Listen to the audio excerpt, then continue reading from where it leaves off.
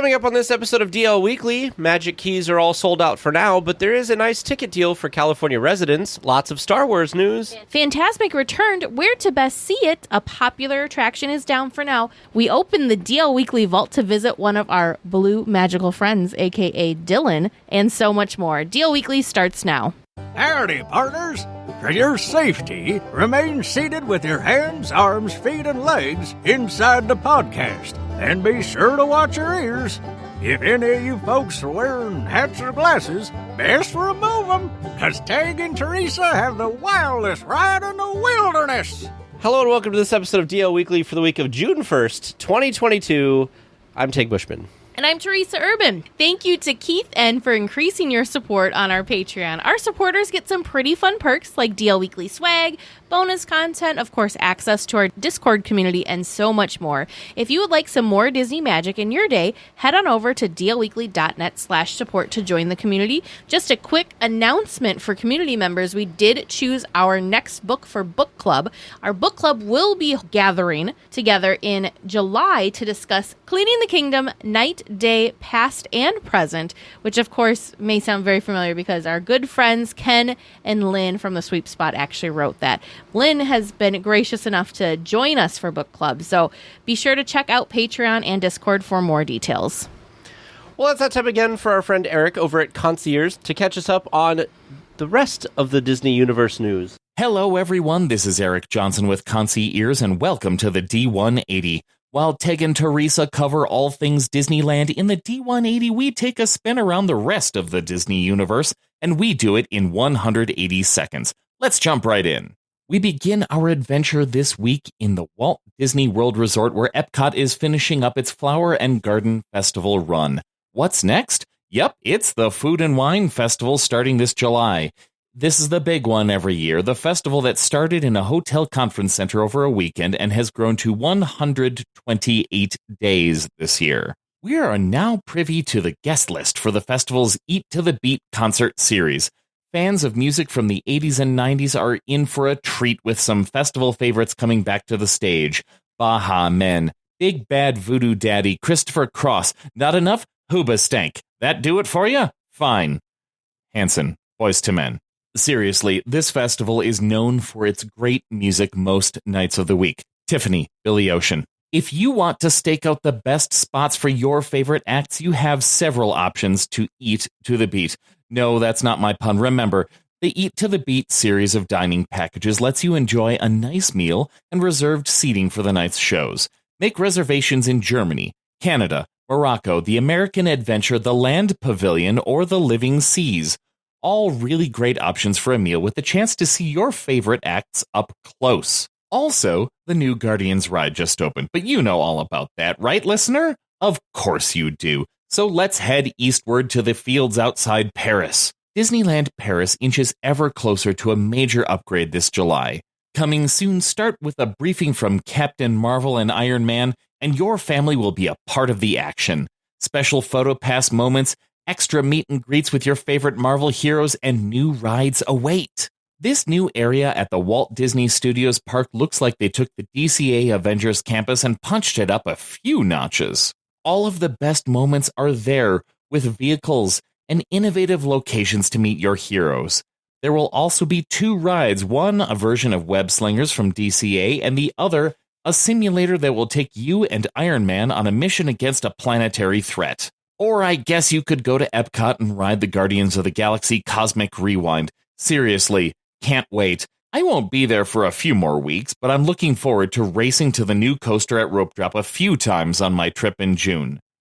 Really, the concept is fantastic. We have a new pavilion, the Wonders of Xandar Pavilion, where we can pretend that Peter Quill and all of his friends were part of the Epcot universe from the start. The Guardians of the Galaxy are real and visited Epcot back in the 80s. Ultimately, this is a coaster most of the family will enjoy. There's story, there are thrills, there are great effects. This looks like it's going to be amazing.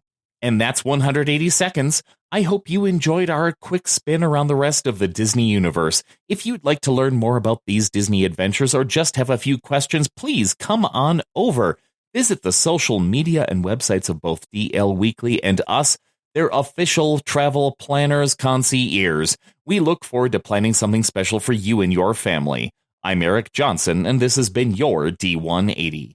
Thanks, Eric, for all of that information from the rest of the Disney universe. Now let's get to the news.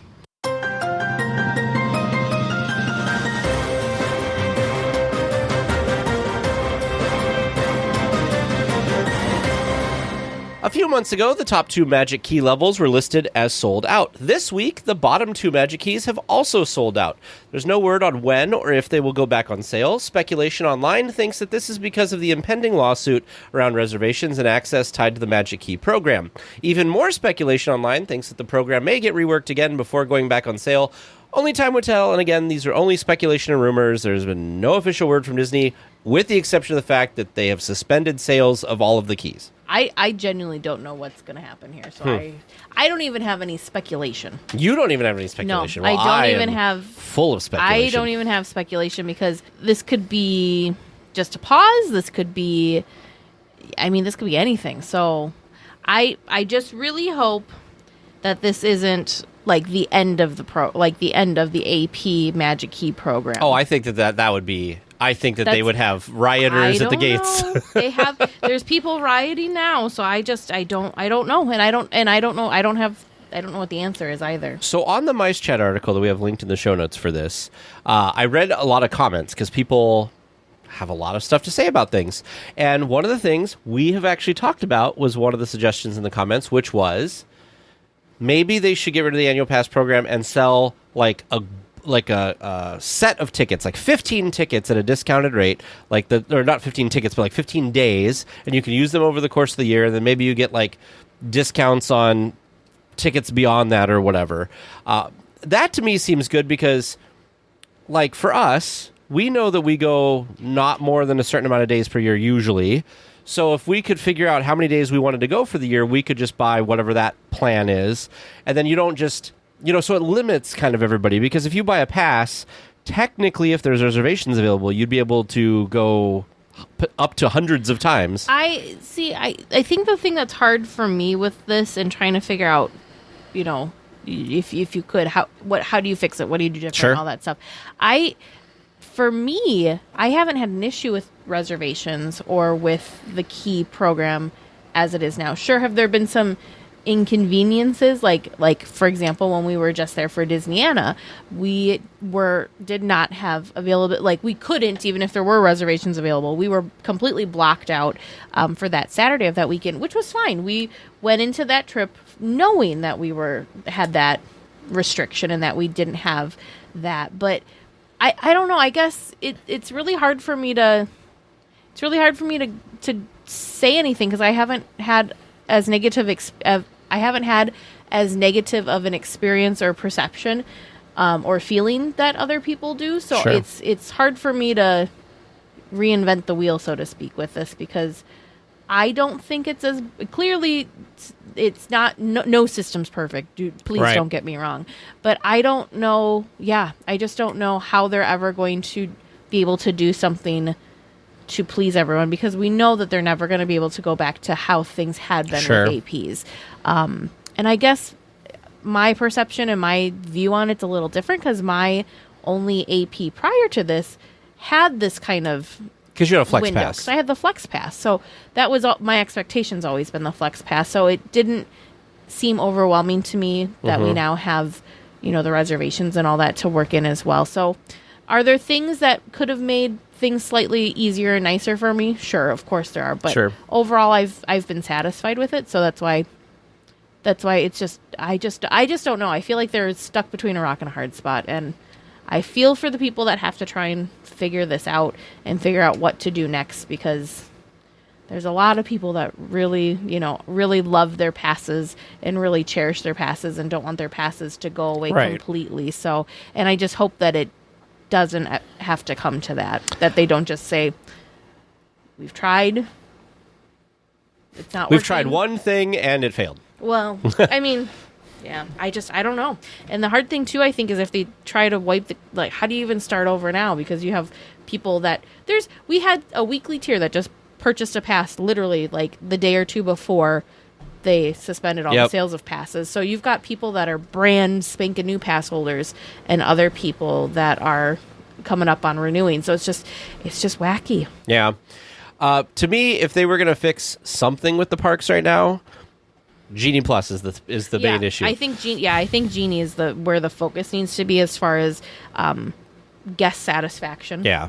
I think that program has Be tweaked. more problems and needs a little more TLC. Yeah. Needs a little more shining up. I just wish that they Polishing. would. I wish it would be more like I'm fine. So pricing wise, fine. I get it. Like whatever. I just wish that it acted more like Max Pass, where you could go where like the availability of things and being able to go on the same attraction multiple times in one day.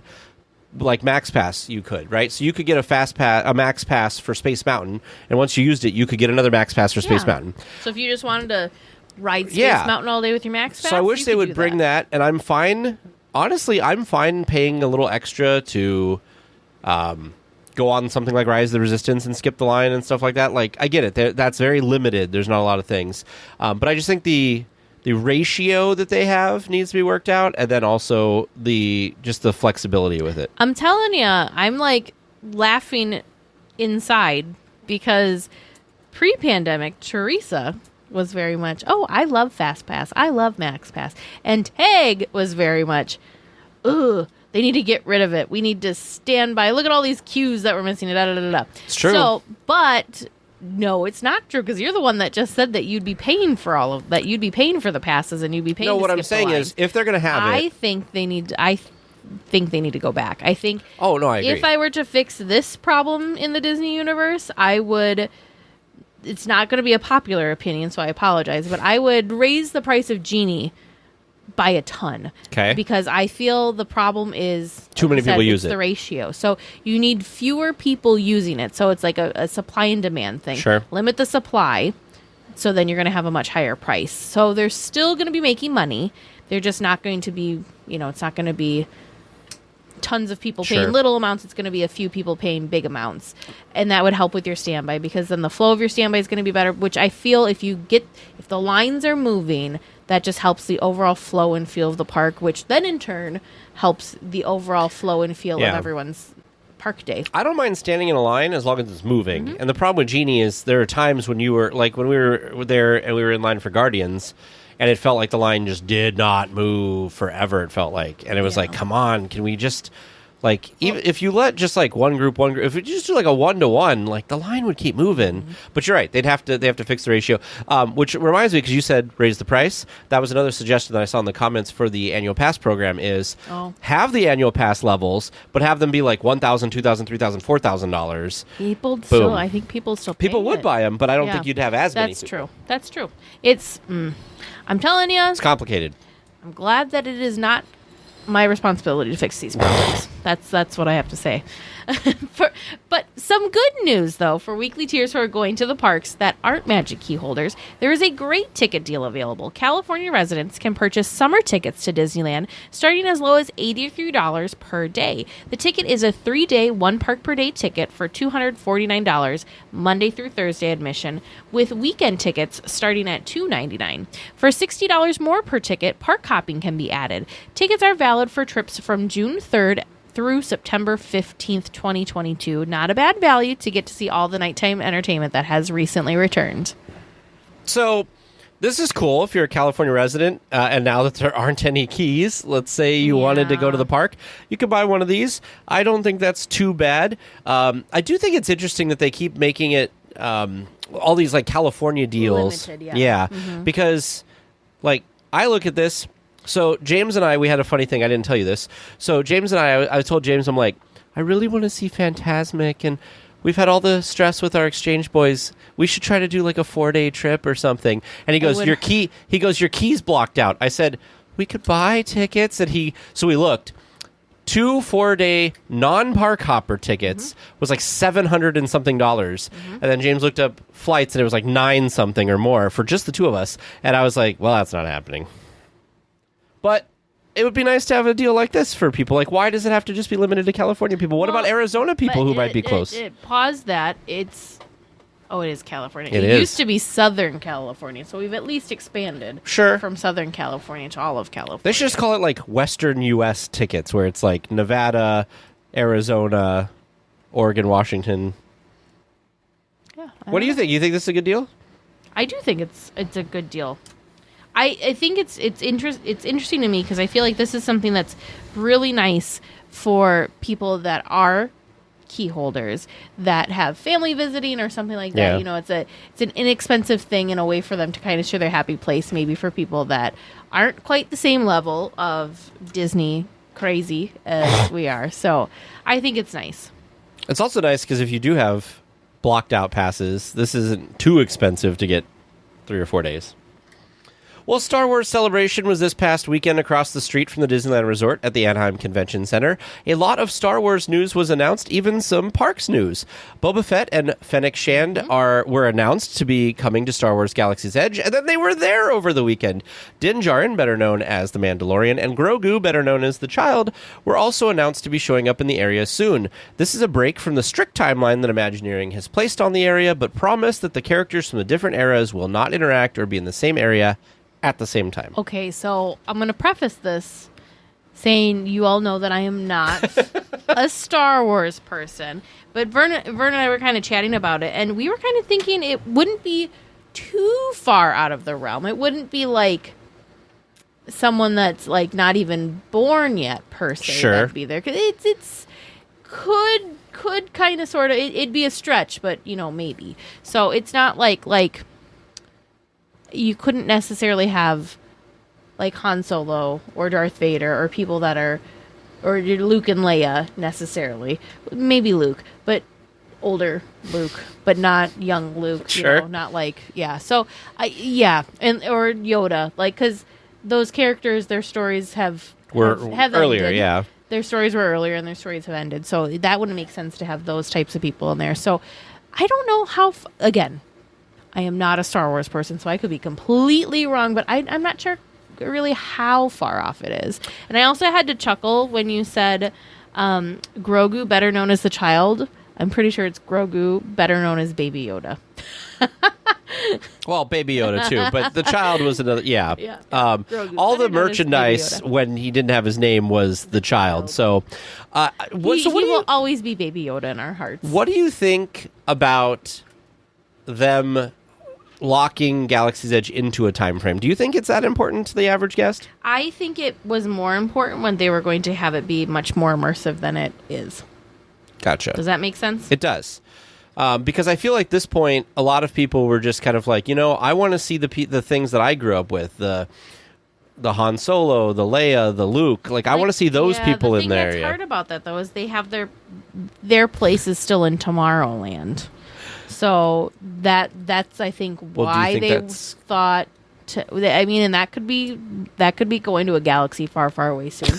But they need to figure. They're too fractured right now by having Star Wars in two different areas, in my opinion. And I feel like we're a little fractured with having a touch of Pixar in Tomorrowland too. But Tomorrowland needs help. But if a revamp of Tomorrowland is coming, and if Star Wars gets shifted, moved away from Tomorrowland, then I think it would make more sense for all of the Star Wars people to be together in Galaxy's Edge. Mm-hmm. But with it being fractured, I think it makes, with it having two spots in the park, in the same park even, spots in the same park, I think it made more sense for it to be two separate stories. Sure. Now, I will say, I don't think the average guest cares.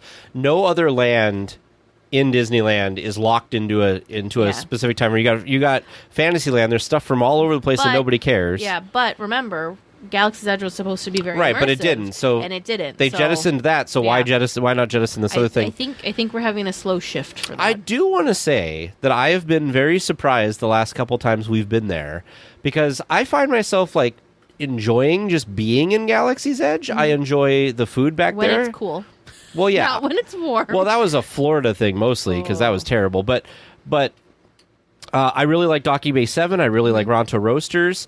I really like Doc Ondar's, like the little shop there. I always like to go in there and just see what they have. It seems like they always have kind of new and interesting The things. Den of Antiquities. Yeah.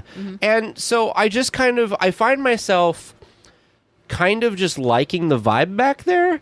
Sure. But I wish there was like more. Like I feel like I'm not necessarily entertained when I'm back there, but there's things that I enjoy going to. The hard thing with Galaxy's Edge, I feel like I apologize to everyone on this podcast. We have a news story and then we go in like 10 different directions, somehow branching off that news story.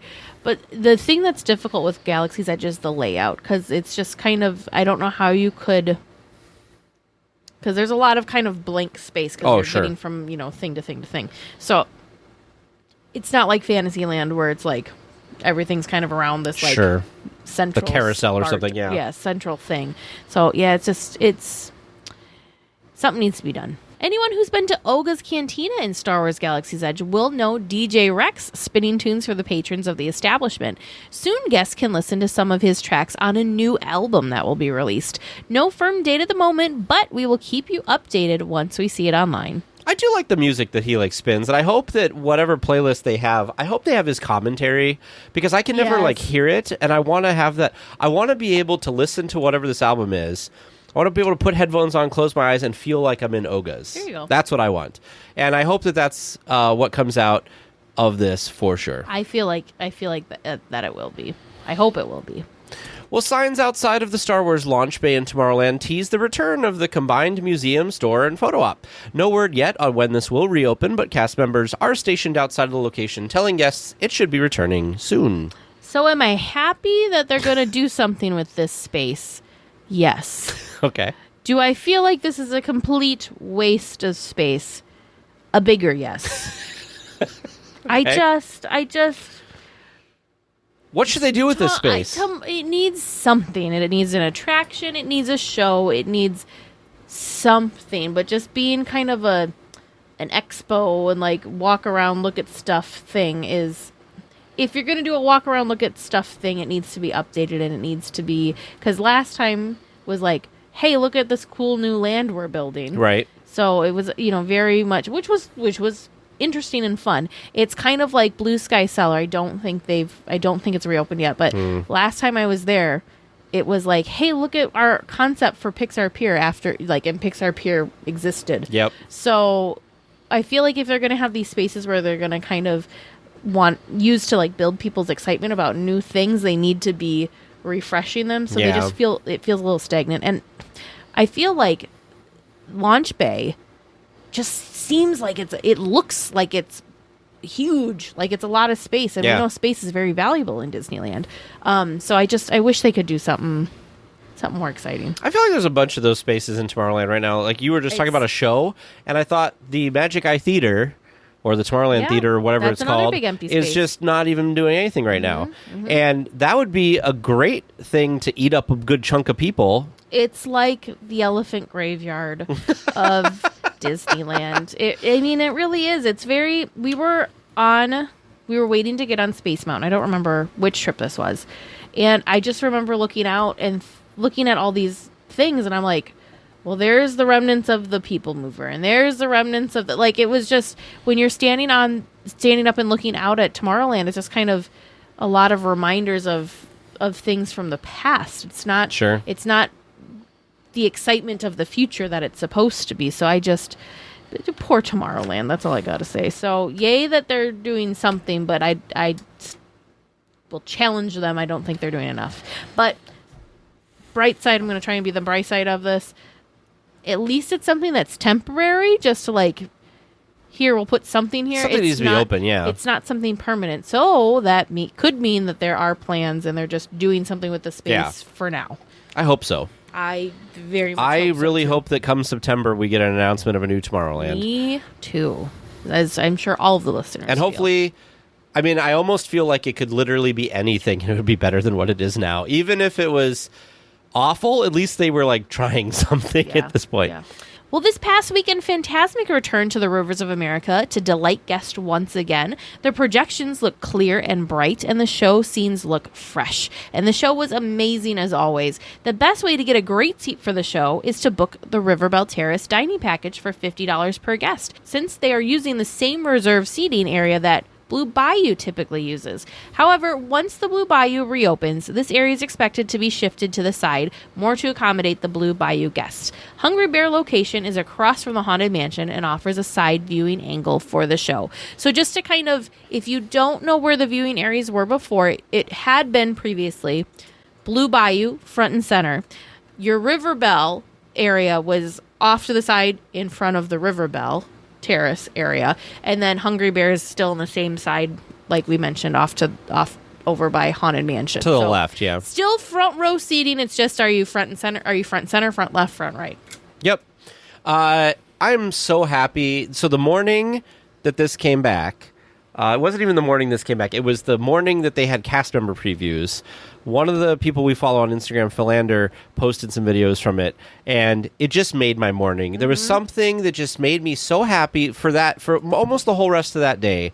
I was just in a great mood because I was so happy that that our amazing show that we love so much, Fantasmic, was back. Yeah. Was I disappointed that they didn't do something with the pirate scene? Yes, so were some other people, but I think it looks great. That wasn't my disappointment. We talked about this. What was your disappointment? They added, I don't even remember when they added this. They added all these little, we'll call them Mickey noises. Oh, well, yeah. I mean, I was hoping that the Mickey noises were going to have gone away. So it'd be like during the song. Ooh. Yeah, during the song he'd kind of would like the wonderful Fantasmic song that just like stands on its own, no problem. They kind of added all these little like giggles and just like Mickey reacting to his imagination. Noises. Yes, that's a good way of explaining it. Like wonder and excitement. And I think it would have been okay.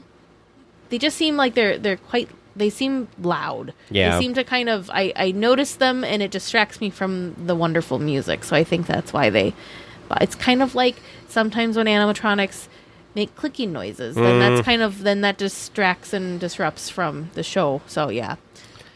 But I really want to look, it's probably out on YouTube if I search. I want to see, since we haven't seen it in person and don't know firsthand experience yet, I would love to see a side-by-side, maybe like a 2019 to a today's video of Fantasmic to see just how much the projections have changed and how much more crisp and vibrant it is. Yeah, I'm sure somebody will make or we can get something. It probably exists, and if you know where it is, let us know. I was just happy. I watched the little clips that Philander put online. Mm-hmm. I showered that morning listening to Fantasmic in the shower. On my way to my office, I listened to Fantasmic again in my car on full blast. I was just so excited that Murphy is back. And unfortunately, she didn't breathe fire. She didn't, but she's back. Yeah. And you were worried that she was going to have issues. Yes, with Murphy's track rered, she gets a little grumpy and a little cranky, as we know. I think she was happy to make her debut again. Yes, I was just very excited that she came, that she was present. Speaking of Fantasmic, we'll work on the fire breathing, but I'm A+ for attendance. I just want to say a funny story quick. So this weekend was Teresa's home reception for her wedding, mm-hmm. and we were laughing because for some reason I really wanted to dance at Teresa's wedding, yes. but like I don't usually want to dance ever, and especially not at weddings. He's not a dancer. But I was really and I didn't even drink. He keeps asking James and I, what songs do I dance to? And we're like, you don't. And James said, well, why don't you play Fantasmic? Yeah. I said, I don't think I have 24 minutes of recreating that, and I don't think Teresa's party guests would be entertained by that. So, and I'm not sure if the DJ even had... I had it on my phone. He could just plug it in or do something. Yep, maybe. It would have been great. We could have. I'll bet you Vern would have done it with There me. was plenty of Disney music. There was was. played, though. There was. I also did have a dumb moment where when we were setting up, Teresa was playing. She found a Pandora station that has a bunch of Disney music that is like instrumental, mm-hmm. and I'm sitting there like an idiot, and I hear this. I'm like, this sounds like Disney music, and it's like, oh, because it is. because it is. Well, June is here, which means the busy summer season has started at Disneyland. The Disneyland Forever Fireworks Show will now play nightly with fireworks 7 days a week. During the non-summer and holiday season, Mickey's Mixed Magic was played with projections only during the week, with fireworks on the weekends only. You know, as much as I was knocking projections and, why are they only doing it is nice that they were... Instead of just not having fireworks, it was nice that they at least put on the projection show. Plus, Mickey's Mixed Magic it's catchy. I end up bopping along and dancing pretty much every time even if we're not watching it, we could just be walking through the area and it's just very catchy. Well, even when we were there and we saw the spotlights from your hotel room, in my head it was boom, boom, boom, boom. You know, like the music, and it is catchy. It is catchy. Mm-hmm. I'll give them that. But yay for fireworks 7 days a week. That's very, very exciting. Well, last week, the most popular attraction in Disney California Adventure had an incident that has caused it to be closed ever since. Video online showed that one of the cars at Radiator Springs Racers on the outside racetrack portion of the attraction stopped and was smoking. Though the vehicle never caught fire, guests in the vehicle were buckled in with smoke coming from the rear. Cast members did get out to guests and exit them from the vehicle with no injuries. Disney has closed the attraction to investigate the incident and to ensure it won't happen again. So I saw a video, and I don't blame these guests because it wasn't smoking like a ton, but obviously if you're in a vehicle and there's smoke and you're strapped in, it can be very terrifying. Yeah. So there was in this video, there was somebody walking along next to the track, and the people in the car were saying, "Get us out of here! Find someone to let us out." And they apparently they had seen cast members that knew about it or something, because they said the cast members are coming. And I'm just glad nobody was injured. Mm-hmm. I hope they figure out whatever it was. Somebody online, I don't remember where I saw it, said that they kind of understood how the system works and where there's contact points and what could catch fire. And they said that it probably wasn't a mechanical thing. It was probably what it seemed like was something with the tire rubbing somewhere. Probably it got overheated, it was rubbing or something, and a lot of the smoke that was seen was probably just the rubber from the tire being warm, like when you peel out, that kind of thing. So I'm glad that they're trying to figure out what's going on. I hope it comes back up soon, because there's not a ton of attractions at California Adventure, and this being the most popular one made lines at other attractions a lot longer this weekend. Mm-hmm. Well, I'm just, like you said, I'm just glad that everyone's safe. Yes. In downtown Disney, food trucks have taken up residence by the old ESPN building to help feed hungry guests. These food trucks are expected to be there until at least July 4th. This is a great idea since the Earl of Sandwich is gone and there is a lack of affordable dining options, especially for larger families. They've done this in the past, and I just think it's such a fun idea, especially, if I were local, and even if I wasn't going to have, a park day, this would be a reason to, some fun new reason to go check out downtown Disney, check out some new food, some new treats, all that kind of fun stuff. So I think this is such a fun idea, and they've got the space for it, especially now, and especially on that end of the park. We're talking about the end of the park close to the Star Wars Trading Post and the old ESPN building. Mm-hmm. But it's a nice variety. Teg's got the Mice Cheddar Club here we've got Nashville hot chicken, and then there's also Happy Ice, which is I think it's shaved ice, which, come on, how delicious and refreshing in the California summer does that sound? I'm just looking at the picture and drooling and wanting to try one of these. And one of your favorite things is in one of these pictures, the magic Disney tape lines. The magic tape. I love the magic tape. Well, guests staying at the Paradise Pier Hotel can enjoy one of the hotel amenities again. The pool has finally reopened after a lengthy refurbishment. None of the stores or restaurants are open yet at the location, but it is great to have the pool open so guests don't have to walk over to the Disneyland Hotel to use their pool instead. Yeah, so this seemed like it took a while. I feel like they've been working on this pool for quite a while. I have not seen any pictures of it since it reopened. I did see, I think last week or the week before, somebody had sent a picture in, I want to say maybe even a Fresh Baked, from one of the hotel rooms, because you can only see it from above because it is on like the second or third floor of the building in the back. So it's not easy to see Sure. just walking by like Disneyland Hotel or Grand Californian's pool. But I'm glad that they finally have it back because I feel like that's going to be a lot more convenient for those guests. I'm happy they brought it back. I was slightly nervous that with the announcement of the retheme that perhaps this wasn't going to be open and accessible to guests until it had been themed to the new Pixar theme for the hotel. So I'm very happy that guests for the hotel don't have to wait until then. Absolutely. Especially, again, maybe they can sit in there with their happy ice and cool off. That's true. Psst, avast there. You come seeking questions and long-lost Disney information, eh? Sure, you come to the proper place, but keep a weather eye open, mates, and hold on tight, with both hands, if you please. There be squalls ahead, and James and Vern waiting for them what don't answer correctly. Welcome to Trivia Land on this fine 237th episode. How we feeling about our trivia knowledge tonight? We will find out. We will find out. You're always so hesitant, and I'm always so Because excited. You just never know what you're getting into with Trivia Land. Well, all right. I'll grant you that. Okay, well, we've got some wonderful listener-submitted questions for you tonight, and we know how kind the listeners always are to you. So, let's jump right into it. Your first question from listener Kayla B. In what year did churros first get introduced to Disneyland? Oh, man. That's another one that I feel like we've had before. Well, I don't remember it, so... Wasn't it like Dang. 70 I was something? I was 80 feeling the something? 70s. I was feeling the 70s for some reason. I'm going to say 72. 76. But I think you're right. But we'll find out. We were probably both wrong. 72 and 76. Final answers. 1972 and 1976 for your final answers. All right. Your second question from listener Jill M. Where can you find a first aid kit with the following items? A battery with jumper cables, a jar of bolts and washers, and shop towels.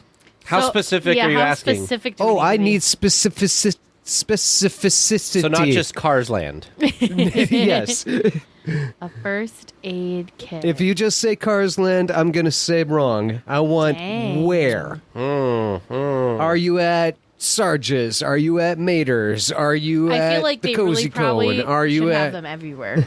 Let's be honest.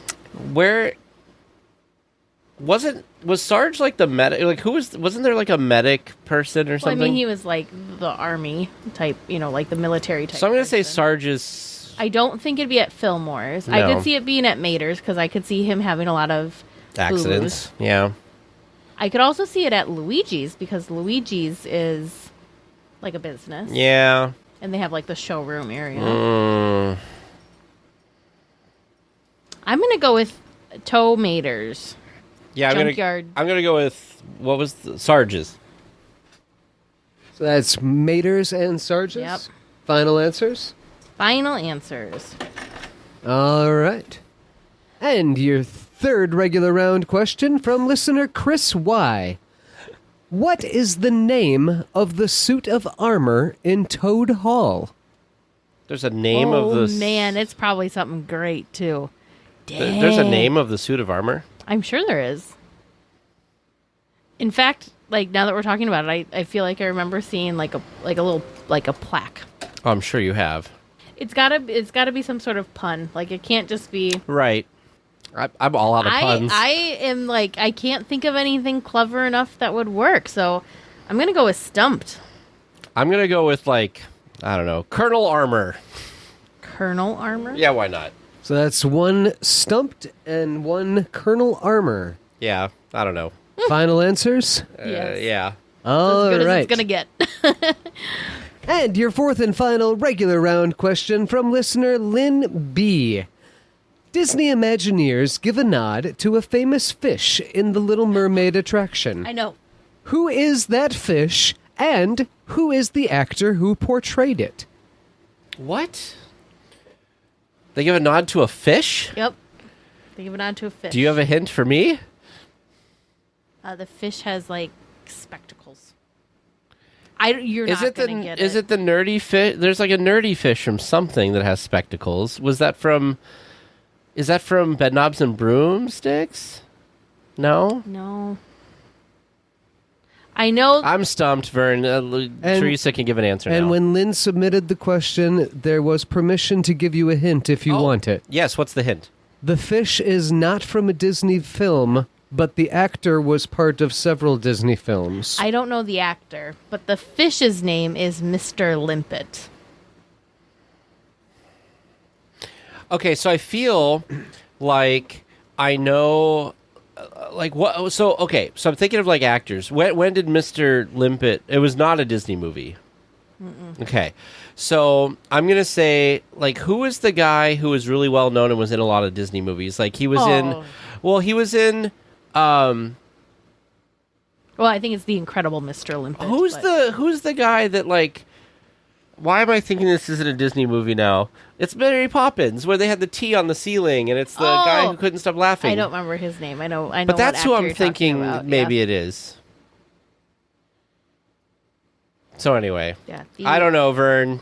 Lynn, is this Lynn from the Sweep Spot? Lynn, it's Lynn B. It might be. That's Lynn all that I have. I'm just going to show you what he looks like. Sure. We're not going to look to figure out who it was. That is Mr. Limpet. He's got spectacles. Who? Whatever. What was the I never saw the movie. What studio was it from? Oh, I've never seen. I feel like maybe this is what I need to do after we're done recording is try and see if I can find this movie to watch because I've never seen the movie. I know because I'm a Disney nerd. I know the Easter egg, but I don't know like the true significance of the Easter egg. Was that the Nor fourth? have I actually spotted him. Now I'm going to have to pay attention next time we're there. Was that the fourth one, Vern? That was the regular round question, yes. Okay. You still have a bonus. Oh, and good. bring it on. We need it. Bring it on. Well, so we need it. Did you answer that one? Huh? So your answer was... My answer was Mr. Limpet or the Incredible Mr. Limpet. Okay. And who voiced it? I don't know. I was saying that it was the guy who was in Mary Poppins who was like laughing. Like he was known in a lot of things, but I have no idea He's so fun. what his name is. So, Okay. So we'll put that down as stumped. yeah. All right. And your We only bonus got 2 question ratings tonight on Incredible from on- listener Lisa K. In the Enchanted Tiki Room, what are the names of the 4 host parrots and what countries do they represent? Oh. Jose from Mexico, Jose. Pierre from France, Pierre. Fritz from Germany. Wake up, Jose. Oh, Hang on. Pierre, you rascal. Yeah, you rescue. Uh-huh. Pardon, madame, that is my good friend Fritz. Ach, du lieber, I almost fell to my upper perch. My Wait. goodness. Michael, mi amigo. And It's where's showtime. Michael I from? don't know where Michael's from. Yeah, Michael's going to be one that stumps us. Is Michael Pierre, U.S.? France, UK, maybe. We forgot to wake up the Glee Club. We forgot to wake up the Glee Club. I'm trying to think of all the terrible accents that would maybe give us a clue. Michael's like the hard one. The tiki Teresa, room. I always lean over to you during Michael and I say this is the worst accent of them all because it doesn't even try to sound like that's it. right. Because I don't remember where is he supposed to be Irish? Michael, yeah, maybe. I'm gonna say Irish. So Ireland. Sure. I'll hop on your Tiki Room Train. train for that one. So those are your final answers? Yep. Jose from Mexico, Pierre from France, Fritz from Germany, and Michael from Ireland? Final answers? Yeah, we're just gonna go with it. Teresa You're doesn't going look with it. sure, but that's what we're going to go with. Alrighty then. Listeners, how did you do listening at home? How do you feel about how Tag and Teresa did? Stick around until after the discussion topic, and we'll all find out. All right, well, our guest this week is one that I'm sure a lot of our listeners will know of in some capacity. Oh, yes. And we have Dylan, who was actually the longest-running Genie in Aladdin, A Musical Spectaculars, working there for 10 years, 3 months, and somewhere between 5,500 and 6,000 shows. Welcome, Dylan. Thank you very much. Well, thanks for being on the show. So, Dylan, we're going to start with some of our questions that we ask each of our guests. And so thank you again for taking some time to talk with us today. I'm happy to do it. I hope I get the answers right. I'm rooting for you, so I hope so too. So what is your Disney story? So basically, kind of what's your background with Disney? I grew up in Southern California, and my parents would take us to Disneyland, probably about once a year. We'd have our annual Disneyland trip. Mm-hmm. So I grew up going to Disneyland and loving it and continue to do so, of course, as an adult. We'd always, Disneyland was always an option of a place to go that was always fun. And then the opportunity came for me to audition for a show at Disneyland, which I did, and I did not get. Really? Really. But as Disney does, they keep your information on file. So something came up that they actually thought I would be a fit for, called me up, invited me to an audition, and got hired from there. Wow, that's really so exciting. Interesting. So if you don't mind me asking, what was the first thing that you had auditioned for? It was when California Adventure had first opened and they were doing the live version of Who Wants to Be a Millionaire. Okay. Oh. I auditioned to be the host. Interesting. Well, that would have been a different experience. That would have been a very different experience. Yeah. But, I'm a little biased, but I'm glad you got the second role. Yeah. I know it. I am too. Are you okay? Good. But actually, the Genie's not where I started. Really? Really. I kind of did some other stuff in the park first before I actually went over to the Genie. I actually got hired into special events. Mm-hmm. So I would do special events. And from there, they had an opening over at Aladdin's Oasis in Adventureland when that was in existence. And so I was the storyteller at Aladdin's Oasis for about a year and a half-ish, I think. That show went down for refurbishment. And I wasn't sure I was going to come back. And then they had auditions for Aladdin. And I went to that and... Mm-hmm. Hired into Aladdin. However, I'll say this too. That was my second audition for Aladdin. I actually auditioned for Aladdin one time before and did not get hired in. Wow. So it was my second audition into Aladdin where I got hired in. So for those listening, perseverance is a good thing. Exactly. Just you got to keep going and you may end up getting what you want in the end. You just have to wait for the right time, I guess. It is true. So Aladdin's kind of been your thing with Disney because you did I went from Oasis to the musical. Yeah. And I feel like the Genie is a storyteller in some way too, so that translates over pretty well. Yeah. Mm-hmm. So when you go to the parks for the first time, like on a trip, because you don't live in California anymore, you're not working at the parks anymore. Is that correct? No. Okay. Well, I am still a cast member, actually. Oh, you are? Yes, what are you, I am. On call, just in case they decide to bring Aladdin back? That would be amazing, and I would do it in a heartbeat. We've got our fingers crossed over here.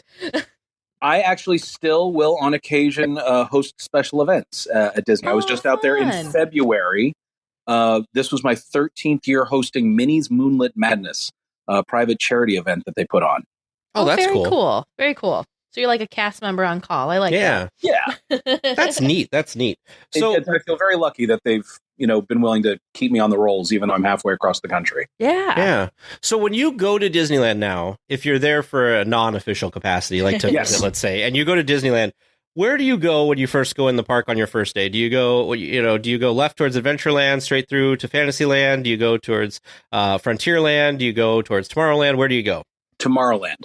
Every time. And I always have since I was a kid, because I love Space Mountain and I love Star Tours. Is a lot of fun. So if I can hit those two rides or at least get my fast passes for those rides to ride later in the day, those are amongst my top priorities.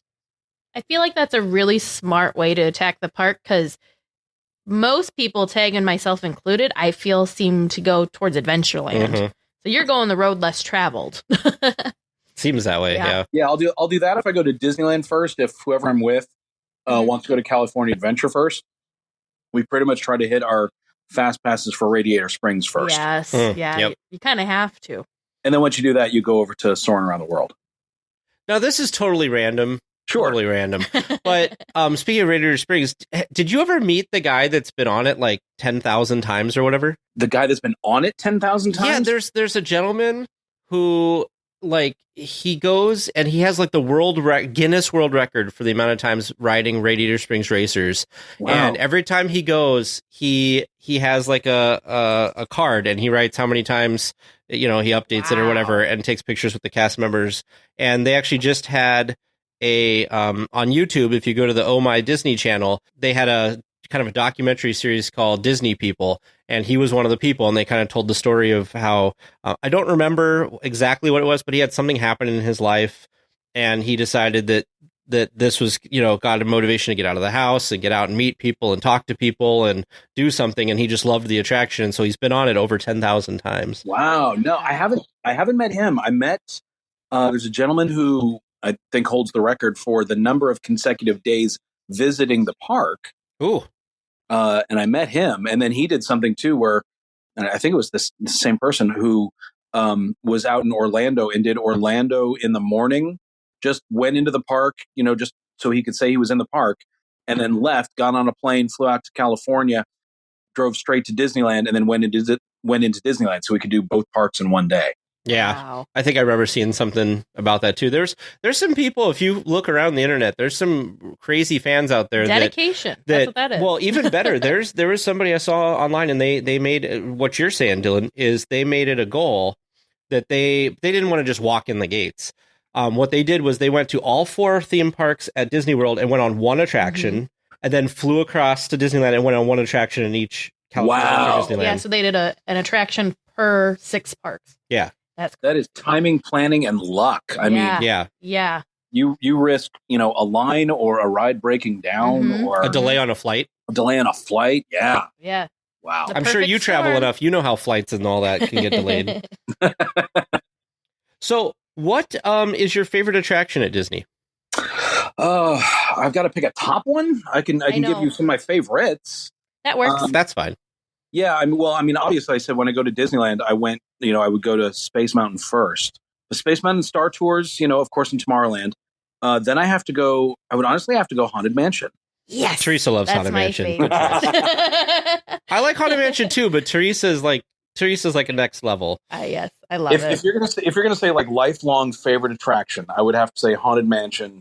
Ever since I was a little kid, because there was a time when I was like too scared to go on roller coasters, so I wouldn't go on Oh, sure. on Thunder Mountain or Space Mountain, but Haunted Mansion every time. And then when they do the redress for it for Nightmare, Yes. oh my yes, gosh, it's amazing. Yes. It is amazing. It's incredible to me that it's not just, like, let's put some lights. I mean, Yeah. It's Disney. You don't just sprinkle little lights and call it good. Yeah. The fact that there's specific animatronics that are dedicated just for the holiday version Yeah. is just unreal. It's amazing. So glad they do it.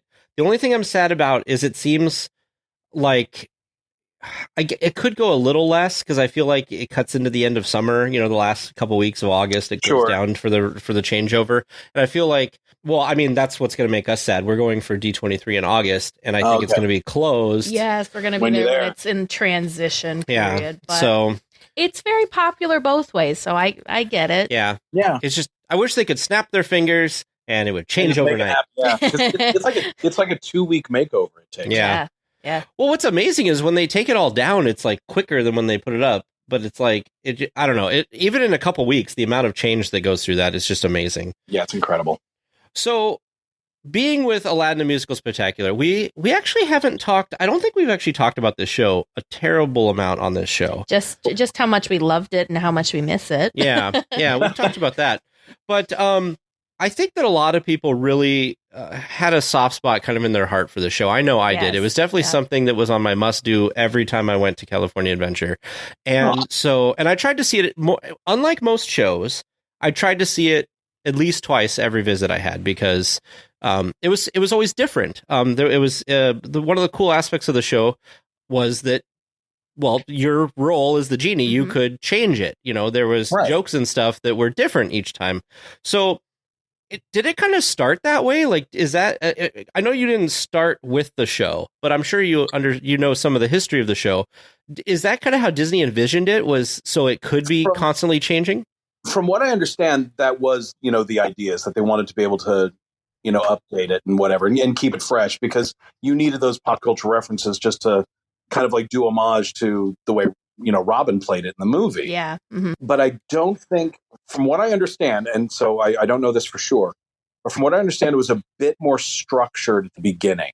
Okay. And it got to be a little bit looser as the show went on. They gave us a bit more room to play in different places and that sort of thing. Sure. Well, it's kind of like, in a way, it's kind of like the Jungle Cruise, like every time you go out on a Jungle Cruise, you get some different jokes. And my understanding is there's a book that has a bunch of the jokes that they can do. But I'm sure there's skippers that, off the cuff sometimes. Yeah, there's no Genie joke book.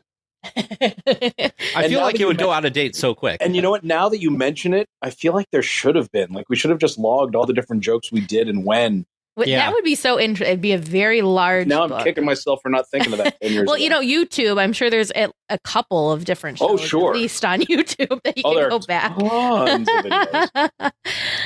But I don't want to be the one to sit there. I don't want to be the one to sit there and compile them. So if I don't so blame inclined, I don't blame you at all. I'll be happy to write the foreword or something like that. There you go. We actually just watched the final performance on YouTube a couple weeks ago because we were missing the show so much. So with the kind of openness that you had with the show, off the top of your head, because when I was watching, I was actually trying to figure out, but how many times were you allowed to kind of do your own thing and just kind of go with the flow and then kind of go back into the traditional Aladdin story? It's not like I can give you a definitive number of times that we can do it. There are places in the show where it'll either lend itself, to the jokes. Of course, like the Genie's entrance, you can throw stuff in there. But really, kind of like the guiding principle was, as long as it didn't interfere with the storytelling or character.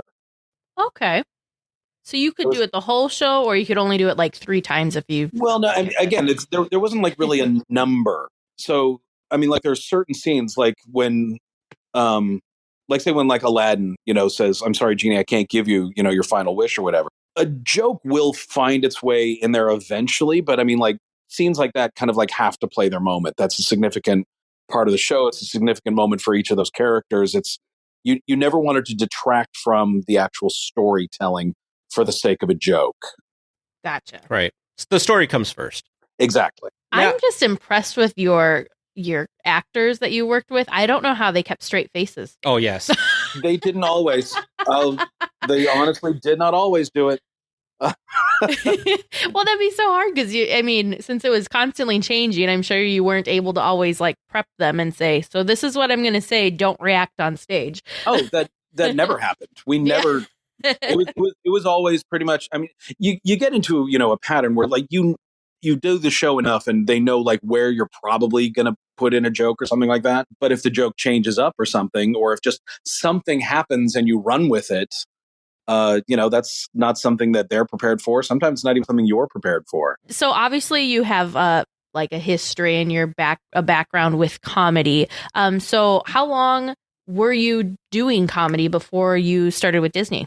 Well, let's see. I've been an actor pretty much my entire life. I grew up doing it and doing, of course, the shows at school, and then I was doing, all the community theater, and then I started branching out and doing a little bit more professional theater. I started doing comedy. I was like doing actual stand-up comedy when I was 18 and dabbled in it for a while through college, left the scene for a while, came back, started doing comedy for a couple years and was playing around LA. And then my wife got pregnant and I did not want to be on the road with a new baby at home. So I left the comedy scene for a while. And it was really only a couple years, about 3, it was shortly after our second child was born that I actually started working at Disney. Yeah, I was out of the scene for a little while. I dabble back in it a little bit, and I'm actually back in it again now. So it's something I keep going back to. So I've been in and out of it for since I was 18. I'm not going to tell you.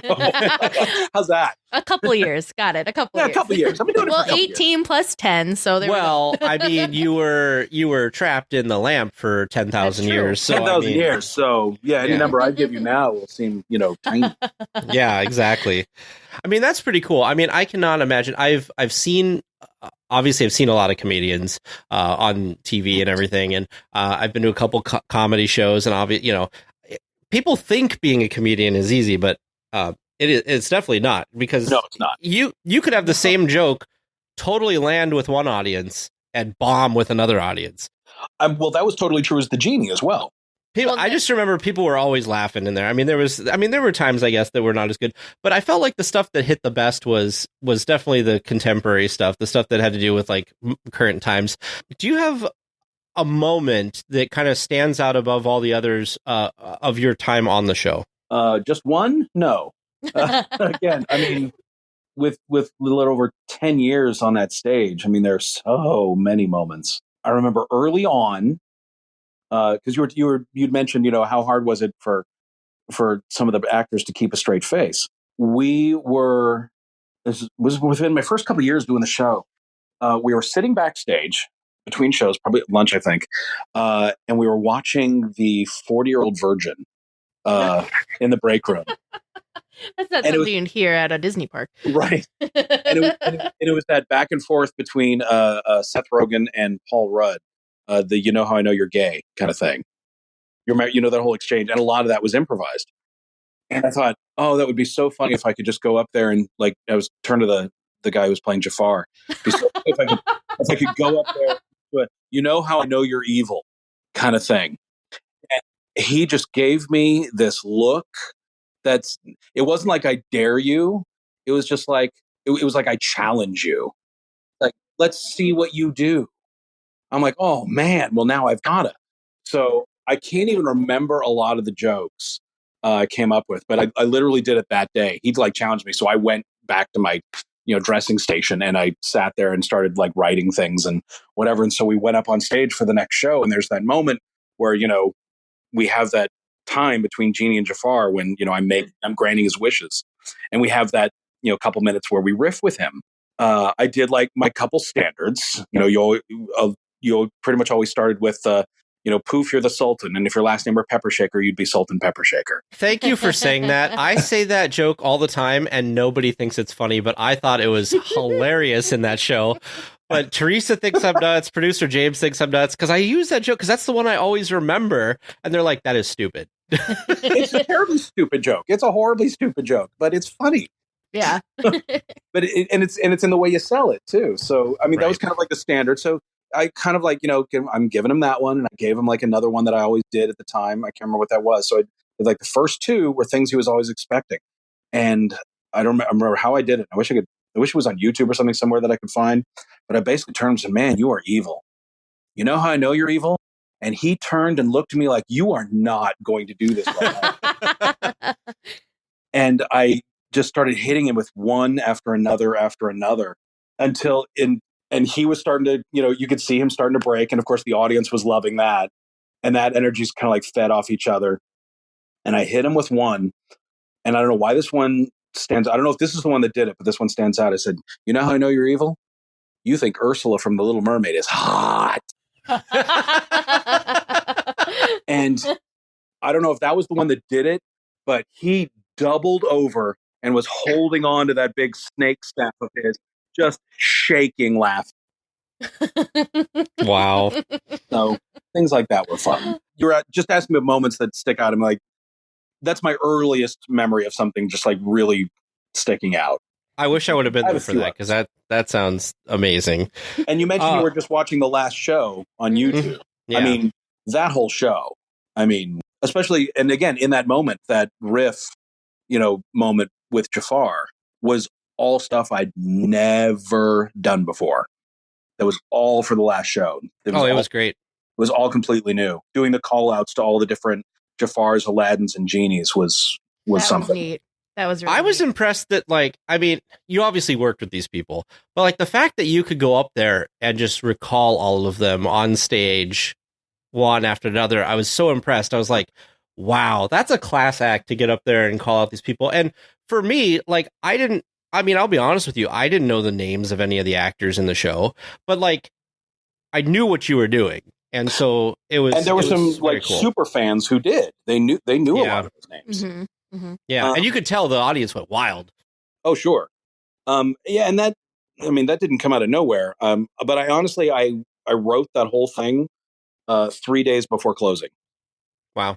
Because we went down for a refurbishment once. And the show was down for about 2 months. And I did the last show before the refurbishment. And I did this whole big thing there in the Jafar scene, and everybody thought it was great. And it's like, okay, well, what's Dylan going to do this time? It's like, well, I can't do the same thing.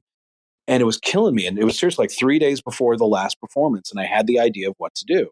I wrote all the whole, you're a Disney villain thing, and came up with the idea of, just giving that nod to the people who've played the roles over the years.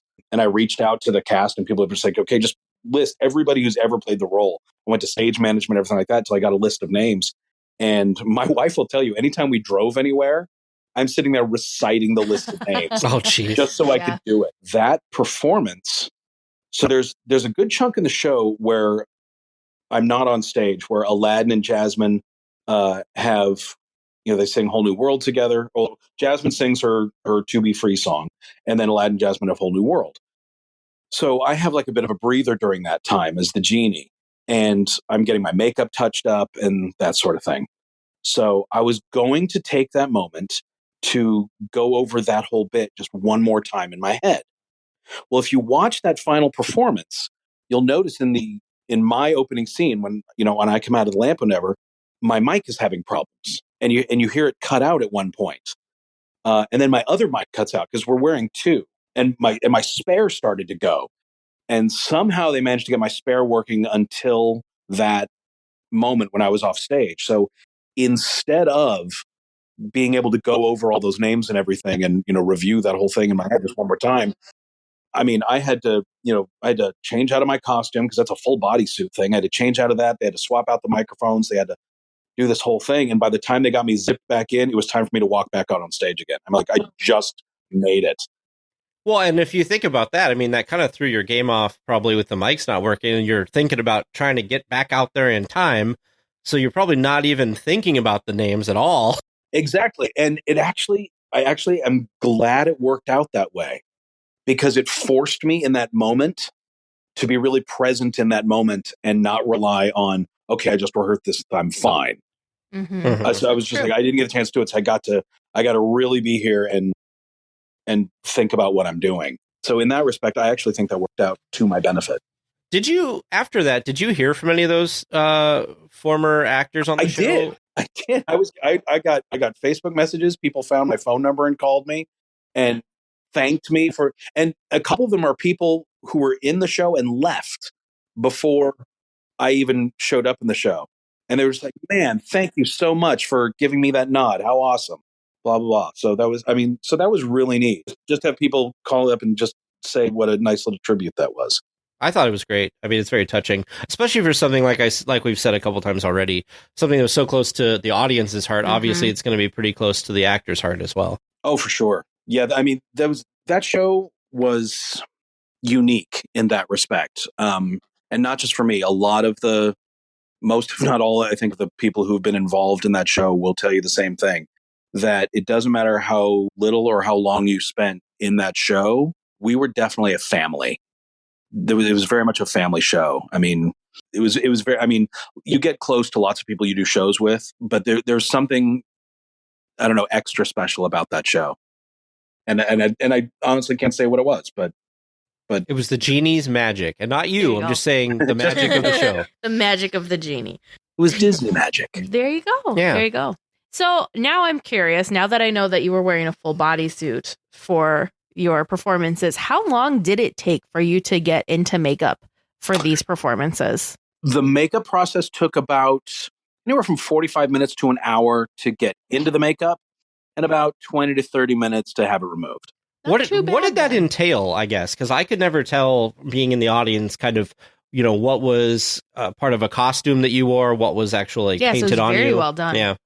Oh, that's great. Well, and I don't want to spoil it. Show's over, I can tell you. So the blue wasn't your real skin color? Yeah. Yeah, I'm in makeup now. Actually, my wife likes to joke that I've worn more makeup in the time I was doing that show than she will have ever worn in her entire life. Oh, I believe it. I believe it. And it's probably true. So it was a bodysuit with a fat suit that, went all the way, up to my neck, and, with the long sleeves, and we had gloves. So the makeup was a bald piece that, went down the back of my neck, from my forehead down to the back of my neck. A nose and forehead piece that went over that. and stopped around the top of my head. There was a chin piece and the pointy ears, of course. And then all of that got painted and shaded and highlighted and glued. And Wow. And of course, we didn't do it ourselves. We had makeup artists who did it for us. They weren't like just Disney makeup artists, not to disparage anybody at Disney, because man, if you can see what the people in the wig department and makeup department do on a daily basis, it's incredible. But they brought these guys in as outside contractors who all work on other things. One of the guys, I'm still really good friends with him. His name is RJ, and he is currently, and was at the time too, he's one of the makeup artists on Agents of S.H.I.E.L.D. He specifically went and saw Captain Marvel just to see his name in the end credits because he worked on Captain Marvel. And he would send me pictures of him spray painting the Kree blue and just going, I'm having flashbacks. Wow, that's incredible. So it was very easy for you to go enjoy the parks out of makeup and have nobody coming up to you knowing who you were then. Was it very easy? It was pretty easy. Most people don't know who I am out of makeup, but with social media and everything, people find That's true. That's true. This actually, just like I said, I was out there in February. I hosted that event in February, but the event was at night. And so I went to go play in the park during the day, and I took my daughter with me. We weren't even out of the Mickey and Friends parking lot when somebody yelled, Genie! Really? Yeah, turn around. Wow. And there was this woman, she was there with her 2 kids and her husband and their annual pass holders, and they recognized me because they follow me on Instagram. Okay. Yeah. So we sit there, we talked, we took some pictures, we walked to the park together. We even ran into each other again later on in the day. They were great. Well, it's one of those things like, so this, okay, so I've told this story on the show before, but this is kind of an interesting thing. So I feel like even if I saw you, now we've talked, right? And like, I follow you on Instagram. I've been following you since I found out who you were and where I could follow you. And I went back and looked at a lot of your old posts because you had a lot of stuff in there from the Aladdin time, from when you were working on Aladdin and since. Sure. And in fact, I think even far back, I know I'm crazy, but I think even far back, you had some pictures that you shared from when you worked in Aladdin's Oasis as well. Yep. I think there are probably a few on there too. Yeah. Yeah. And so I feel like if I thought I saw somebody famous, I would trick myself to say that's probably not them. And, and that's how I was. So the story I had was we were in the park. My friend Beth and I were in the park, and this is 2002, 2003. We were walking down Main Street. She started slapping me. And I was like, what? And she was like really excited about something. And she said, come with me. And we went into the Carnation Cafe. Mm-hmm. And she said, look over there. It's Elijah Wood. I said, that's not Elijah Wood. She said, it's Elijah Wood. I said, no, it's not. So we patiently waited. He got his sandwich or whatever, and he came to the end of the thing. And I said, excuse me. And he stopped. And I said, my friend and I want to know, are you Elijah Wood? And he looked around, and then he looked back at me, and he goes, I am. And I should have taken a picture with him, and everybody thinks I'm nuts for not taking a picture with him. But we had this stupid monkey we were taking pictures with. And I said, will you take a picture with our monkey? And he said, yes. And he threw his stuff down. He took a picture with the monkey. Of course, when I started telling the story, when I got home from that trip, everybody's like, why didn't you get a picture with him? I'm like, I don't know. That would have made sense. Because I was shocked that he was even there. I wasn't prepared for this. Yeah. And I didn't even think it was him when I went up to ask him. Anyway, it's just one of those never weird... know. It's all that Disney magic. You don't know what's real and what's not real. That's true.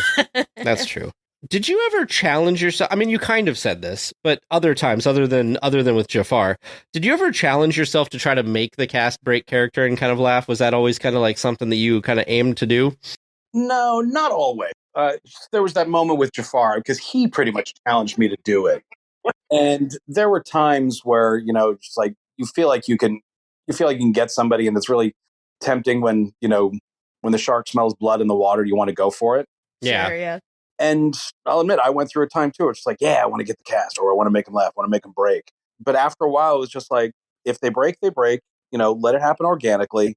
I'd rather tell a good joke. I'd rather serve the show and serve the story. So I never challenged myself to make them break. I would just challenge myself to tell a better joke. If they broke, they broke. But I just wanted to tell the best jokes or tell the best story that I could. And if it hit like that, fantastic. Yeah, because I don't know. When I watch skits, right? So like earlier this afternoon, I was watching a little bit of SNL from this last week, and one of the things I find most humorous in those type of situations is when the cast does break and when they do start to laugh, because there's just something about that that's just like, oh goodness, like, you know, it just adds like a different level to it, and it's always fun to see comedians who are really good at kind of doing the straight face kind of thing, and actors, you know, lose it. And, you know, they show kind of that humanity to them that Right. I don't know. I just find it, I always laugh more. I enjoy it too. I mean, I love Stefan sketches when they would make Bill hit or break by giving him stuff to read on the cue cards that he didn't rehearse and things like that. I would love those. Those are some of my favorites. And I love doing it in the show. But I always found it was always better if it came organically than if I tried. Because then the other thing too, if you're trying to do it, the other actor can see that you're trying to do it, and then their guard goes up. It's a lot funnier and a lot more real, and the audience connects with it more when it just kind of hits them unexpectedly. So what were some of the best parts about working that show, and what were maybe some of the worst parts about being the Genie? The cold glue for the makeup was one of the worst parts. Was it hard to like move your face with that many different pieces attached? No, to not your really. Face? It was very malleable. No, it wasn't that bad. The chin was kind of the bane of my existence because that would pop off a lot. But no, otherwise, yeah. I always said I did the show for free. They paid me to do the makeup and everything. There you go. There you go. Let's see. Best parts of it. I mean, one, just getting to play at Disneyland. Are you kidding? One, the fact that you get to be there, and two, just, you know, all the perks of being at Disneyland. For me specifically, the fact that I got to, you know, do a lot of my own jokes and play that way, and I got to sing and dance live and perform for an audience that way, and with like I said, with a family of people that I absolutely love, and you know, I got to play with my friends every day. I was going to say, it doesn't sound like it really felt like work to you. There were some days when it did. You know, you can't laugh after a while. You know, you'll get into a rut or a routine or something where it's just like, oh my God, I need a break. Or if you're just not feeling well, or whatever. There's some days where it's work, but ultimately, when it comes down to it, you're getting paid to play. So play. Just enjoy the fact that you get to play. So what was your schedule like? Because obviously there was multiple shows per day. That would be a lot of time if you were the Genie every single show, every single day. So did you have, you know, specific days off a week, or did that rotate, or how did you do that? Contracts were renewed every year. As a full-time, I was the only Genie who was full-time the whole time I was there. And full-time meant 4 days a week. And there were 4 shows in a day, and we'd split the day 2 and 2. So on some days I'd be the first Genie, some days I'd be the second Genie. There was a time early on where early in the, like during the middle of the week, like I remember working a Wednesday was part of my schedule. And it was still 4 shows, but I was the only Genie, so I do all 4 on that Wednesday. Or there'd be days where just like, you know, somebody was sick or somebody got hurt or whatever. And well, you did the first 2. Guess what? You're doing the last 2 also. It happens that you do all 4. I mean, some of the people in the ensemble, that was their day. Most of them would get to do 3 shows and be swung out for 1. But some of them would do 4 shows in a day. They do 4 shows a day way more than I would. And some of them are dancing and exerting themselves a lot more than I was. So, I mean, I'd complain, but I really wouldn't do it that much because I know some people had it so much harder than I did. So I'm just always amazed watching any of the performances, whether it's the parades or the live shows at a Disney park, and how these people are just, I mean, I would just be exhausted. The parades. They have a smile on their face, and they're just, I mean, they're working hard. Yeah, they're working hard. They look awesome doing it. I just think of the parades, especially like in Florida where it's humid and like 90. Yeah. And they're going through the whole parade route, and they have to look just as happy and chipper and dancing as they do when they step off as when they're done. Yep. So kudos to them. I can do it. It's a hard job, and I think a lot of people don't appreciate it as much as they should, I would say. So I have a random question for you. So at the end of the show, the Genie, you know, leaves. I think you usually went to Disneyland when you were free. Yes. And somebody would be riding the magic carpet. Did you ever get to ride the magic carpet? I never once got to ride the magic Oh. carpet. I don't know. I think I'd be a little afraid. I'd be afraid. To be perfectly honest, I was I had some trepidation about writing it. I wanted to write it, but there's a part of me that was nervous about it. But also the opportunity for me to do it never really came up. I suppose I could have pursued it more. Instead, strap me into the gantry and let me ride it around once. I'm sure they would have found a time to let me do it. But yeah, I never did it. I guess I never thought about this, but the entire cast, because it's a musical heavy kind of show. Mm-hmm. You guys all sung your own lines, like there was no lip syncing or anything? No, it was all live. That's pretty amazing, like having to do that all the time. I mean, that could be pretty... I mean, Broadway people do it too, but it's just at a Disney park, you don't think like, oh, wow. But, I mean, it was Broadway caliber. Yeah, well, I mean, I actually... So I watched the last show of Aladdin Musical Spectacular on YouTube, and then I found some clips of the Broadway show, and the Broadway show's different. For some reason, Yes. I wanted it to be the same, and it was different. They have some kind of... I mean, they have some Genie moments too, it seems like. I didn't get a full show, so I don't know the extent of it. But it did, I don't know. One of my favorite scenes in Aladdin Musical Spectacular is the Friend Like Me scene, because it feels very Vegas. Mm-hmm. And I saw the Friend Like Me scene that they did for like Good Morning America or something, and I was like, I kind of like the California Adventure one better, because I love that Vegas-y quality to it. And man, you moved around a lot in that one. I'll tell you Yes. that. I will. Well, I'll tell you this. When I hired into the show, between rehearsals and then, jumping in and doing 4 days a week of that show, in the first 6 months of that show, I lost about 20 pounds. Who needs the South Beach diet? Yeah, right?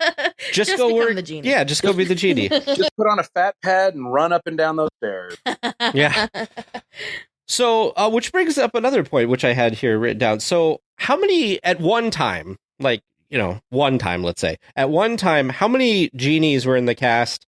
And kind of a follow-up to that is, like, how big was the cast at any given time? Wow. Well, let's see. If you're talking about, like, how many Genies there were, like say, on the roster, I think the most there ever were at one time was 9.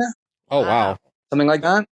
Well, because you needed to have enough Genies to fill up, all the shows for the week. That's 28 shows a week, if my math is right. 4 shows, 4 times 7. Yeah. And then you needed to have your subs in case something happened. And a lot of times, too, I was the Genie, and that's all I did in the show. Some of the guys who played the Genie, there was one guy in the show. He was like the everyman. Scott Arroyo played the Genie, Jafar, the Sultan, the head guard, Iago. He pretty much every role that could have been had. I think he pretty much did. You need to have a few to be able to fill in all the spots. That would be interesting, to be Genie one day and then Jafar the next. That's a very big, 2 opposite ends of the spectrum. You have a stick out, so you have that. Times where that happened in the same day. Really? Yep. Well, what you do is you have some sick outs, right? So then you have Jafar going, Genie, I wish for you to make me the Sultan. And then he moves over. Poof, I make you the Sultan. And then he moves over. You like that half face thing where he just turns one side. Yeah. There you go. The person who played Iago, did they also have kind of a little bit of riffing ability like the Genie did? Not the same way. They had like a little bit of like flexibility, but they never got to like make up their own jokes or anything like that. So when they announced that they were not going to be continuing Aladdin, did the cast of Aladdin, did anybody have the option to then maybe transfer over to the Frozen show? Several, it wasn't so much a transfer. They still had to audition. They made it open to us. They did I don't want to say a private audition. They did an in-house audition. Before they opened it up to people outside of Disney, they opened it up to people within the park, and especially from the cast of Aladdin themselves, to audition for the show and see where they could find a fit. And there are still currently several people who were in the Aladdin show are in the Frozen show.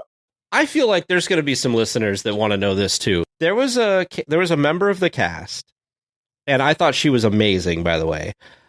She was just kind of like an ensemble character, but she was in a wheelchair. That was so awesome. Like, oh yes. So can you tell us a little bit about her? Because I remember seeing her in the show quite a few times, and I remember thinking it was so cool that she could be part of the cast, and was just another person of the show, and Yep. That's such a cool opportunity. It was a great opportunity. She was with the show, I think, from the beginning. Her name is Jennifer Kumiyama, and she is by far one of the nicest, sweetest people you would ever hope to meet. Yeah, she is fantastic, and she's in the show. She was in the show, not just it's like, oh well, she's in a wheelchair. Let's have diversity. That girl can sing. Oh man, does she have a voice? Yeah. With anything live action like this, there are always oops moments where things don't exactly go according to plan. No, never. Can you share with us a couple times where things didn't quite go to plan that people might find amusing or interesting? Oh my gosh. Well, I mean, I know you can find a bunch of them. There's one that comes to mind, and I've seen this clip on YouTube too, that happened to me, where it's in that scene with Genie and Jafar, where I'm granting him his wishes. The person on the soundboard jumped a cue and jumped a sound effect. Well, a lot of the mics were programmed into the board that, so if, say, the sound designer would forget to bring a performer's microphone down when they weren't going to be speaking, they would automatically come down. It jumped a cue. So all of like Aladdin's lines and Jasmine's lines and everything, it's like, let us go. And, what's going on? And we got bigger problems than the palace guards. All those lines were just gone. You could hear them saying them, but they just weren't mic'd because the way it was programmed, those mics were out. The only mics left on were mine and Jafar's. And we had to do this whole, and there was still like interaction with these other characters where none of their mics were on. And so I had to run with it and get through it until we could get caught up to where we were.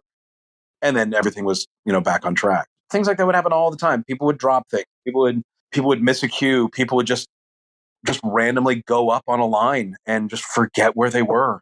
One of my favorites, and I tell this story a lot because it's just one of the most amusing stories to me, of somebody forgetting a line. And I wasn't in the scene, and I don't mean to call the actor out or anything like that, but he just completely went up. Oh, and this just reminded me of another quick one too. So it was right after Friend Like Me, and that big old curtain comes down. So I am pretty much behind that curtain, changing into that big white outfit that I have for the Prince Ali number. Oh, mm-hmm. Yeah. I'm bursting out. And in front of the proscenium is, Jasmine confronting Jafar about, him putting Aladdin in prison and all that sort of thing, or sentencing him to death because he was only trying to help. So Jafar's first line when he enters the stage is, "I'm sorry, princess, I know whatever you had about that street rat, but rules are rules." And then the scene goes on and Sultan comes out. Well, for some reason, that Jafar could only remember that first line. So every time he turned to Jasmine, he would just keep saying, "I'm sorry, princess." Well, can't you change the law? Can't the law be changed? Just trying to feed it to him. And he couldn't. It was killing him. And he's just like, to the point where he wasn't saying, "I'm sorry, princess," as Jafar. He was saying to the actress, "I'm so sorry. I can't. I'm sorry, princess." And I'm backstage singing, "He's having a stroke. Something's going on." Oh, God. Every line of his was, "I'm sorry, princess. I'm sorry, princess. I'm sorry, princess." And no matter how much they tried to feed him the line, he just couldn't get it. There was another time, there's the moment where Jafar and Iago in that window, they realized, oh, that street rat must have found the lamp. He must have been trapped inside the Cave of Wonders. Well, we'll have to do a little trapping of our own. That little moment. For some reason, I don't remember what happened, but the Jafar missed that cue or couldn't, get up to the window or whatever. So it was Iago out there. And the actor playing, doing the puppet would realize Jafar wasn't there. And just went, "Oh, the street rat must have found the lamp. Wait till Jafar hears about this." "Jafar, get up here. You're not going to believe it." And just basically kind of did the scene himself and just gave up and went away. And we can... Thankfully, it sounds like all of these oopses minus the mic, they were kind of able to still, most of the audience may not have noticed that it didn't go exactly how it was supposed to go. But we had such a great professional group that people just ran with it. And it was also too, it's like, look, this is one show out of, 4 today, many this week, and of the thousands that we're going to do it and move on. Yeah. You gotta, there's a famous line in show business, the show must go on. You just gotta try to get through it. Show must go on until it gets to the point where it's so broken you can't. And that happened too. We'd have technical difficulties that would stop the show. And if they could fix them, we'd pick up where we left off. Or sometimes there'd be a technical difficulty that would stop the show and we'd have to cancel. Oh, no. Wow. Was there something that was common that would break that would cause a cancellation? Not always. The one that comes to mind the most, I think, that caused the most problems was the on-stage carpet. And I don't mean, the actress. The one that Aladdin and Jasmine, they're singing Whole New World, and it's kind of like cruising them around the foggy stage or whatever. Because that's a whole big mechanical arm piece that comes up from beneath the stage and everything like that. And sometimes, it wouldn't work properly, or the little opening wouldn't close all the way, so there'd be this big hole in the stage, and the stage is covered with fog, so you can't see the dancers out. So from my recollection, that would be the one thing that would stop the show the most. It didn't happen all that often, but when it did, that would pretty much be the one that would do it. I have to imagine it must be a surreal experience, because I'm sure you saw the animated movie Aladdin before you worked on it, and then not knowing when you first saw it that like one day I'm going to be part of this show and be such an iconic part of the show. I mean, that must be a surreal experience. It is, to think that that's, part of my life, and that I actually kind of have that, spot in Disney history. Because I remember when the movie came out, I loved it so much. I went and saw it again, like the following week. I took my mom to go see it. I'm like, you have to see this movie. I got the soundtrack. I would sing along. I would think just like, how much fun would it have been to have done this? And then to get the opportunity to actually do it, I mean, literally a dream come true. Aladdin the Musical Spectacular is done, unfortunately. If people were interested in seeing you now, where can people kind of follow you? Where can people see you work your craft? Well, they can always find me on Instagram. I'm more active on Instagram than I am on Facebook. So I'm on Instagram at It's Dylan White, ITS Dylan White, DYLAN WHITE. So you can always follow me on Instagram. So like I said, I'm more active there than anywhere else. And of course, on my website, DylanWhite.com. I'm working on getting more into the Dallas comedy scene out here. I was just in California at the end of March and played a comedy club out there. So I'm hoping to be able to do a lot more of that. So even though you do still technically, you do still work for Disney, you are still a cast member. If you were to go back and work at the park, is there something, what would your dream job be at the park, or are you doing it now? I think my dream job at the park, I mean, if I couldn't be performing at the park anymore, I would want to be more on the behind the scenes creative end of things, helping develop shows or write shows or something like that. Very well, that's definitely one we haven't had yet. Mm-hmm. Thank you, Dylan, for making the time to talk to us about your iconic role in the parks. And, my pleasure. Thanks for having me on. Learned a lot of cool things, and hopefully our listeners also enjoy it. So, well, have a great evening. You too. Thanks so much. It's okay. I'll be the only weekly tier without an answer. Make sure you send your questions to Producer James or Producer Vern at trivia@DLWeekly.net. Welcome back to Trivia Land, where we're going to find out how Tag and Teresa, and you, the listeners at home, did tonight. How do you feel how you did tonight, Tag and Teresa? Not great. Not great. I'm confident about Mr. Limpet. But you didn't have the voice actor. But not the voice actor. That was like an extra something, so. Well, I'm looking at your scorecard that we keep here, and I do see a correct answer. A correct answer. Jose is our correct At least answer. we have one correct answer. So let's find out what it was. Your first listener submitted question tonight from listener Kayla B. In what year did churros first get introduced to Disneyland? You said 1972 and 1976. The correct answer I was looking for, 1985. Wow. Edwin was the person I was thinking of, by that's the way. fun. Like Edwin. It could be one name. Edwin. Yeah. 1980 when? I'm sorry? 85. My Teresa, second- I'm very upset you wouldn't remember that. Having not been born yet. See, I would have thought, That's why. I should have said 85. Because I always am surprised at how late they came to the park. Yep. They're such a staple at this point. Tag, I'm surprised you weren't there. My first visit was 88, so... Oh, was it? Mm-hmm. Okay. I've just always assumed that you've gone there your whole life. I mean, you'd think that I was like born in the park or something, but no. That's always been the feeling that I've had. Yeah. I don't know. If you listen to these trivia questions, sometimes it doesn't even seem like I know what Disneyland is. Sometimes. No, that's just because the listeners are so good at sending us the real stumpers. It's true. Speaking of a good stumper, from listener Jill M., your second question tonight, where can you find a first aid kit with the following items? A battery with jumper cables, a jar of bolts and washers, and shop towels. You said Maters or at Sarge's, and the correct answer I was looking for was Flo's V8 Cafe. You were so excited and then so disappointed and then wrong. All of a sudden I was thinking about in the queue how there's I was thinking it was one of those shed building things in the queue. Your third listener submitted question tonight from listener Chris Y. What is the name of the suit of armor in Toad Hall? If you got this, Teresa said, Sir Stumped. And Sir Stumped. And Tag said, Colonel, I can't read my own writing.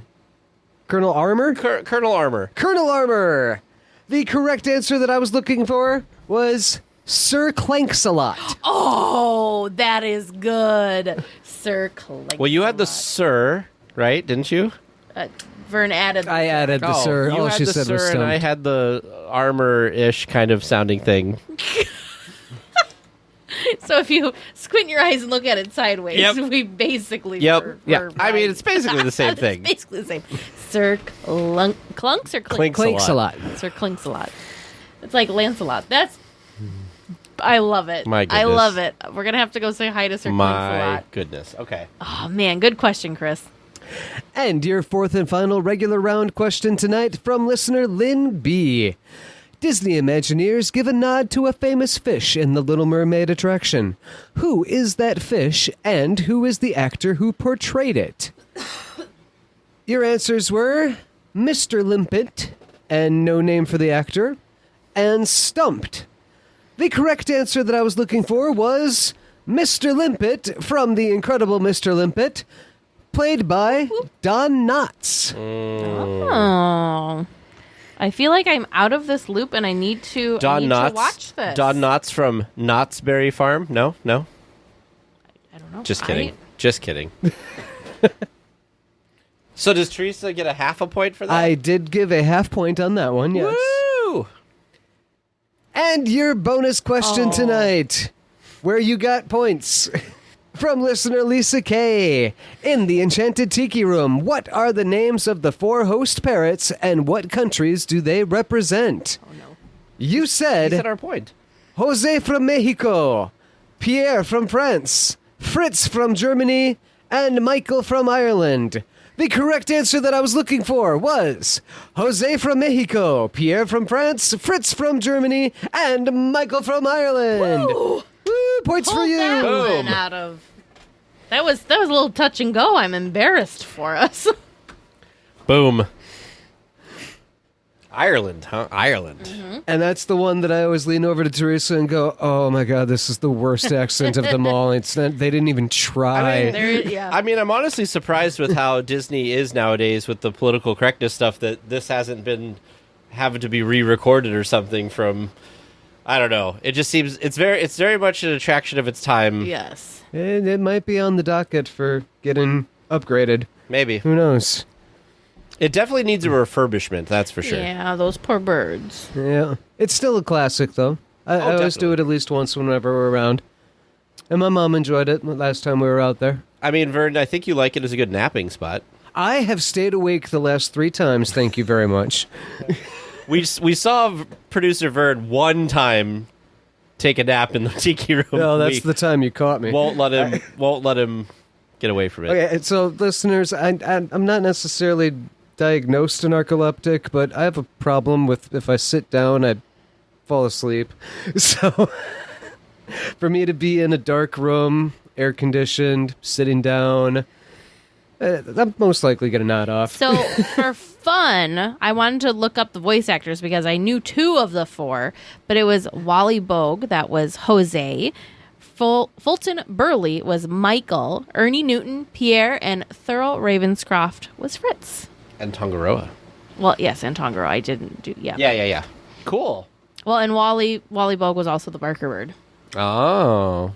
So, Wally Bogue, Fulton Burley, Ernie Newton, and Thurl Ravenscroft. Well, listeners, how did you do listening at home or in your car Better than or us, on a hopefully. walk or wherever you listen? How do you feel about how Tag and Teresa did? Not good. Do you feel that you've got the great questions that can really stump them next time? Or maybe you've got a nice question that we can use as a bonus and make them feel good about themselves? Whatever question you've got, if you want to submit it, feel free to do so at trivia@dlweekly.net. We will be back next week with more Disneyland news and information. Until then, go out and enjoy the parks.